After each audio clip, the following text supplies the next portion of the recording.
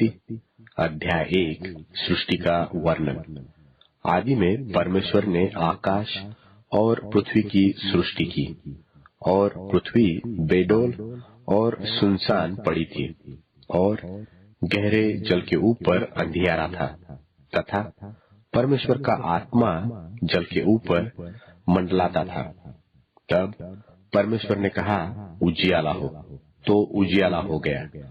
और परमेश्वर ने उजियाले को देखा कि अच्छा है, और परमेश्वर ने उजियाले को अंधियारे से अलग किया, और परमेश्वर ने उजियाले को दिन और अंधियारे को रात कहा, तथा सांझ हुई फिर भोर हुआ। इस प्रकार पहला दिन हो गया। फिर परमेश्वर ने कहा, जल के बीच एक ऐसा अंतर हो कि जल दो भाग हो जाए। तब परमेश्वर ने एक अंतर करके उसके नीचे के जल और ऊपर के जल को अलग कर दिया, और वैसा ही हो गया। और परमेश्वर ने उस अंतर को आकाश कहा, तथा सांझ हुई और फिर भोर हुआ। इस प्रकार दूसरा दिन हो गया। फिर परमेश्वर ने कहा, आकाश के नीचे का जल एक स्थान में इकट्ठा हो, और सूखी भूमि दिखाई दे, और वैसा ही हो गया। और परमेश्वर ने सूखी भूमि को पृथ्वी कहा, तथा जो जल इकट्ठा हुआ उसको उसने समुद्र कहा। और परमेश्वर ने देखा कि अच्छा है।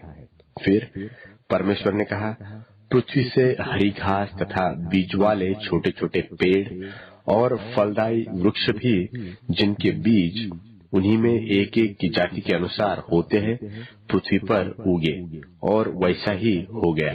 तो पृथ्वी से हरी घास और छोटे छोटे पेड़, जिनमें अपनी अपनी जाति के अनुसार बीज होता है, और फलदायी वृक्ष, जिनके बीज एक एक की जाति के अनुसार उन्हीं में होते हैं, उगे। और परमेश्वर ने देखा कि अच्छा है, तथा सांझ हुई फिर भोर हुआ। इस प्रकार तीसरा दिन हो गया। फिर परमेश्वर ने कहा, दिन को रात से अलग करने के लिए आकाश के अंतर में ज्योतियां हो, और वे चिन्हों और नियत समयों और दिनों और वर्षों के कारण हो। और वे ज्योतियां आकाश के अंतर में पृथ्वी पर प्रकाश देने वाली भी ठहरे, और वैसा ही हो गया। तब परमेश्वर ने दो बड़ी ज्योतियां बनाई। उनमें से बड़ी ज्योति को दिन पर प्रभुता करने के लिए, और छोटी ज्योति को रात पर प्रभुता करने के लिए बनाया, और तारागण को भी बनाया। परमेश्वर ने उनको आकाश के अंतर में इसलिए रखा कि वे पृथ्वी पर प्रकाश दे, तथा दिन और रात पर प्रभुता करे, और उजियाले को अंधियारे से अलग करे। और परमेश्वर ने देखा कि अच्छा है, तथा सांझ हुई फिर भोर हुआ। इस प्रकार चौथा दिन हो गया।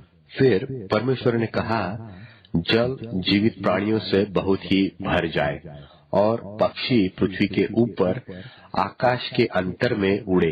इसलिए परमेश्वर ने जाति जाति के बड़े बड़े जल जंतुओं की और उन सब जीवित प्राणियों की भी सृष्टि की, जो चलते फिरते हैं, जिनसे जल बहुत ही भर गया। और एक एक जाति के उड़ने वाले पक्षियों की भी सृष्टि की। और परमेश्वर ने देखा कि अच्छा है।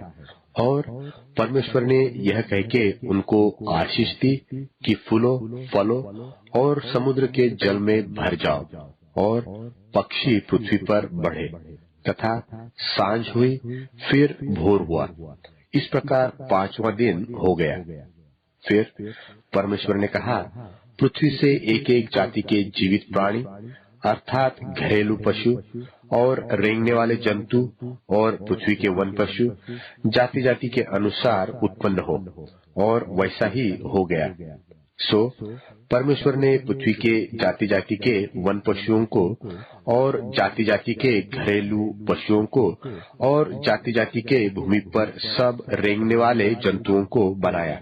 और परमेश्वर ने देखा कि अच्छा है।